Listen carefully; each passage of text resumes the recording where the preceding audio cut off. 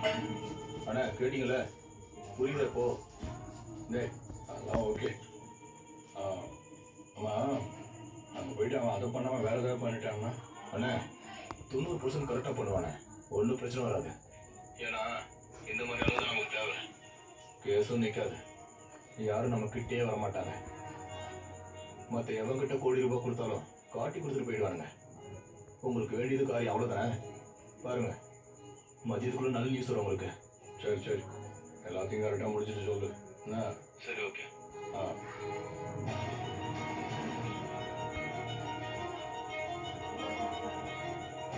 ஏய், ஏரியாவில் கரெக்டாக தெரியல.